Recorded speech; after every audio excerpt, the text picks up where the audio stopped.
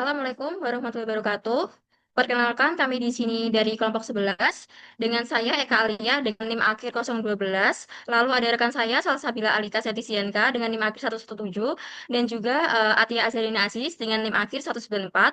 Di sini kami akan mempresentasikan tentang proyek akhir kami yang berjudul Prediksi Kategori Putusan Pidana Khusus berdasarkan dokumen putusan Mahkamah Agung menggunakan web scraping dan juga KNN.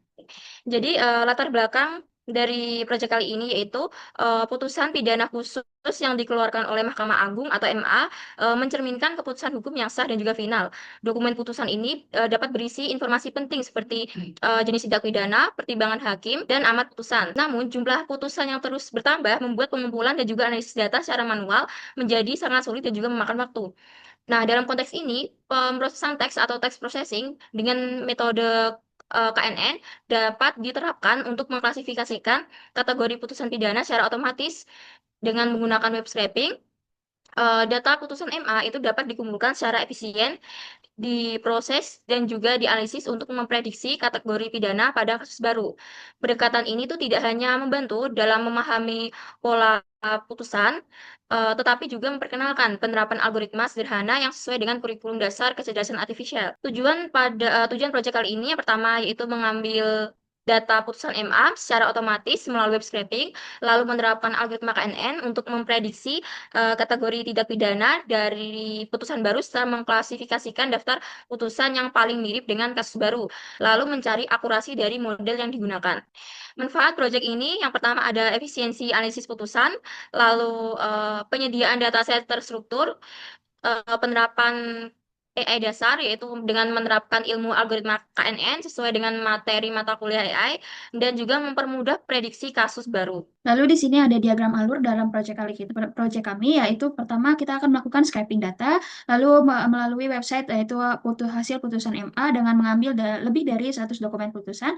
Lalu kami selanjutnya mengekstraksi dokumen, mengekstraksi itu panjang teks, putusan di setiap dokumen, dan metadata yaitu berupa nomor putusan, tanggal, dan jenis perkara, dan lain-lain. Lalu setelah diekstraksi, kami akan melakukan pre-processing.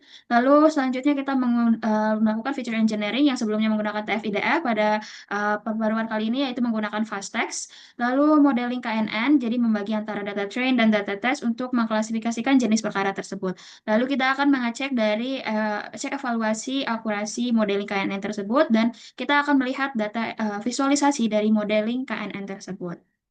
Nah, di sini ada datasetnya. Datasetnya itu terdiri dari 4 label, yaitu dari label peradilan anak berhubungan hukum, dengan hukum yaitu dengan total 40 data. Lalu untuk data dengan label narkotika dan psikotropika yaitu dengan 40 data, lalu data dengan label korupsi yaitu sebanyak 40 data, dan data dengan label ITE yaitu sebanyak 40 data.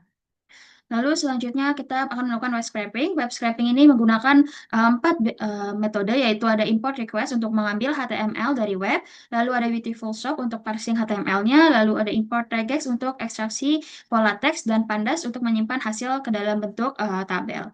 Lalu pre-processing dataset, ini kita juga menggunakan beberapa metode. Yang pertama itu lower casing, sama seperti sebelumnya, lalu menghapus karakter new line, ini yang merupakan metode baru untuk preprocessing kali ini. Lalu ada menghapus tanda baca, functional remover sama seperti sebelumnya. Lalu juga ada menghapus stop word khusus bahasa Indonesia dan menghapus angka ya yang sama juga metodenya sama seperti sebelumnya. Baik, feature engineering yang kami gunakan adalah fasttext. Namun, sebelum kami menggunakan fasttext, sebelumnya kami menggunakan TF-IDF dengan akurasi yang dihasilkan dari proyek ini adalah 0,2. Setelah itu kami mengobservasi lebih lanjut dan kami memutuskan untuk menggunakan fasttext di feature engineering pada proyek ini. Lalu jurnal internasional untuk referensi yang kami gunakan adalah yang pertama dari Gonzales. Ini relevansi yang sangat menguntungkan bagi kami karena sama-sama menggunakan putusan pengadilan sebagai data. Lalu yang kedua dari Insan dan Kusridi pada tahun 2021, karena ini menggunakan klasifikasi teks bahasa Indonesia dan memberikan perbandingan algoritma. Lalu karena ini juga menggunakan AI dan termasuk ke bagian data hukum. Lalu yang keempat menggunakan fast text model. Selanjutnya, aplikasi yang kami gunakan di sini adalah Canary Snakebur yang disingkat juga sebagai KNN.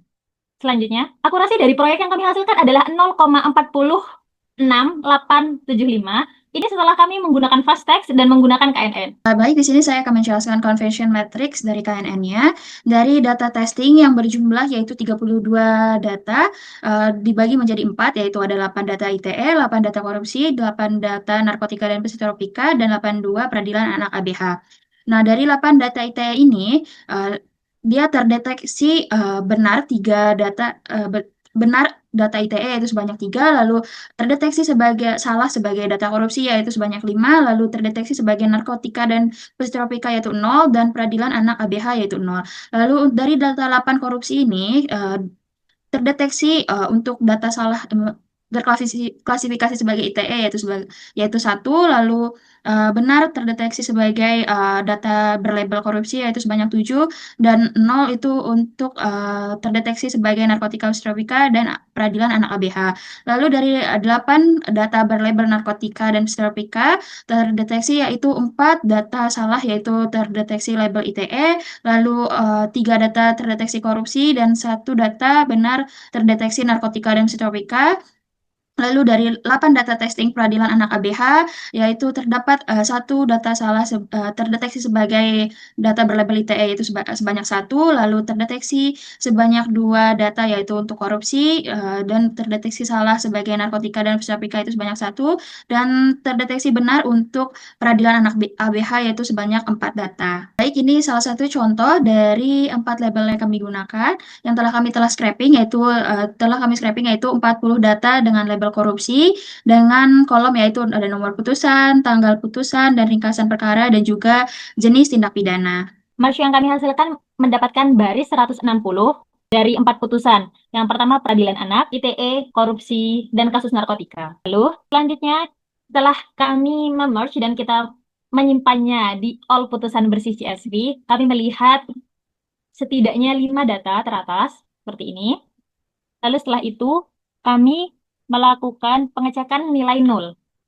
Yang dihasilkan seluruhnya adalah 0. Selanjutnya kami melakukan pemrosesan teks. Yang pertama kami melakukan text lower. Text lower itu untuk menyeragamkan teks, menjadikan teksnya itu kecil. Lalu yang kedua itu menghapus new line. Namanya new line itu untuk menggabungkan teks yang terpotong baris. Lalu selanjutnya kami melakukan menghapus tanda baca dan simbol. Lalu selanjutnya kita menghapus spasi yang berlebih. Lalu selanjutnya kita menghapus kata tidak penting. Nah, kata tidak penting di sini kami menggunakan support khusus. Karena di sini kami menggunakan data terdakwa, maka isinya seperti bin, binti, alias, ALS, SDH, dan sebagainya. Nah, itu kami hapus. Selanjutnya, menghapus angka. Selanjutnya, mengembalikan teks bersih sehingga kita bisa melihat data yang sudah dibersihkan dan data sebelum dibersihkan, before dan afternya. Lalu selanjutnya kami akan menampilkan diagram data seperti ini. Setiap label memiliki jumlah 40 data yang sama, termasuk dari peradilan anak ABH 40 data, narkotika juga 40 data, korupsi 40 data, dan ITE juga 40 data. Baik, di sini untuk fitur engineering-nya kami menggunakan fast text, menggantikan TF-IDF. Fast text ini itu merupakan teknik representasi kata yang efektif dalam menangani variasi kata dan juga data yang lebih kecil. Untuk model fast text sendiri ini ada sentence itu dari kolom plain terdakwa, lalu vector size-nya 100, window-nya 5, dan juga min count-nya itu 1. Artinya jika kata tersebut itu munculnya minimal 1 kali itu dapat terdeteksi dengan lalu echo-nya sendiri 50. Lalu di sini kami juga membuat fungsi yang mengubah teks ke vektor. Hasil dari fungsi tersebut nanti disimpan di kolom embedding yang nanti akan digunakan untuk data train dan juga tes. Untuk variabel X-nya sendiri di sini kami menggunakan kolom embedding, lalu variabel Y-nya itu menggunakan kolom jenis tindak pidana. Untuk train dan juga tesnya sendiri kami di sini menggunakan 80-20, yaitu 80 training dan juga 20 testing dengan random step-nya 42. Didapatkan jumlah data trainingnya ada 128 dan jumlah data testingnya ada 32. Selanjutnya, setelah di splitting antara testing dan training, kita akan membuat model KNN-nya dengan jumlah tetangganya yaitu 5. Lalu ini juga kami akan membuat prediksinya. Lalu selanjutnya kita akan melihat akurasi dari model KNN-nya tersebut. Nah, di sini kita dapat melihat akurasinya yaitu 0,46875 dan selanjutnya kami juga akan membuat conversion matrix dari KNN model KNN tersebut.